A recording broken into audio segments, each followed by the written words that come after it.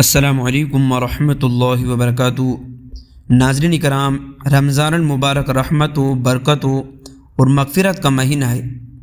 اس مہینے میں ہر مسلمان کی کوشش ہوتی ہے کہ زیادہ سے زیادہ نیک اعمال کرے اور اللہ تعالیٰ کی رضا حاصل کرے۔ لیکن ایک سوال اکثر لوگوں کے ذہن میں آتا ہے کہ رمضان میں تبلیغ کرنا زیادہ افضل ہے یا اعتکاف میں بیٹھنا؟ آج ہم اس اہم مسئلے کو قرآن و حدیث علماء کی روشنی میں سمجھنے کی کوشش کریں گے۔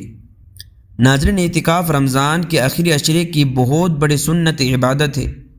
اعتکاف کا مطلب ہے اللہ کے گھر میں بیٹھ کر دنیا سے کٹ جانا اور مکمل طور پر عبادت میں مشغول ہو جانا۔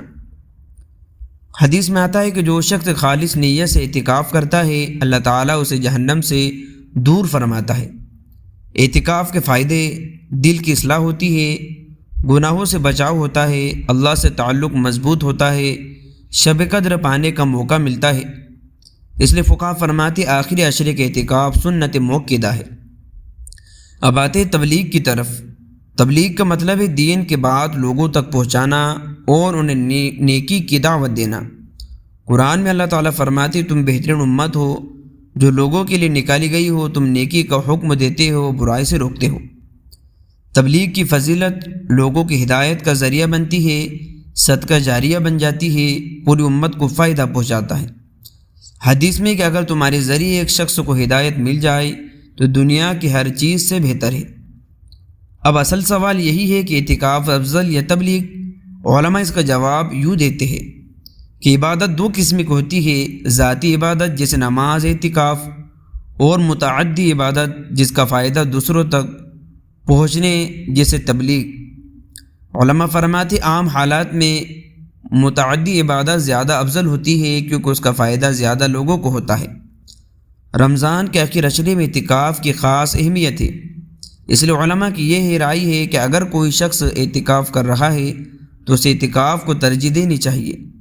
لیکن اگر دین کا کام بہت ضروری ہو اور اس کے بغیر نقصان ہو رہا ہو تو تبلیغ افضل ہو سکتی ہے، یعنی حالات کے مطابق فضیلت بدل سکتی ہے۔ سب سے بہترین طریقہ یہ ہے کہ رمضان کے شروع میں تبلیغ کرے، آخری عشرے میں اعتکاف کرے۔ یہی صحابہ کا طریقہ تھا، وہ دین کی دعوت بھی دیتے تھے اور عبادت بھی کرتے تھے۔ ناظرین، اصل مقصد یہ نہیں کہ کون سا عمل بڑا ہے، اصل مقصد یہ ہے اخلاص ہو، نیت صحیح ہو، اللہ کی رضا مقصود ہو، کیونکہ بغیر اخلاص کے کوئی عمل قبول نہیں ہوتا۔ تو خلاصہ یہی ہے کہ تبلیغ ایک عظیم عبادت ہے، اعتکاف ایک عظیم سنت عبادت ہے، دونوں کی اپنی اپنی فضیلت ہے۔ حالات اور نیت کے مطابق فیصلہ کرنا چاہیے۔ اللہ تعالیٰ ہمیں دونوں کی توفیق عطا فرمائے۔ تو دوستو اور عزیز ساتھیو، آپ لوگوں کی کیا رائے ہے کمنٹ کر کے ضرور بتائیے۔ ابھی تک آپ نے چینل کو سبسکرائب نہیں کیا تو کر لیجئے۔ تو ملتے ہیں نیکسٹ ویڈیو میں۔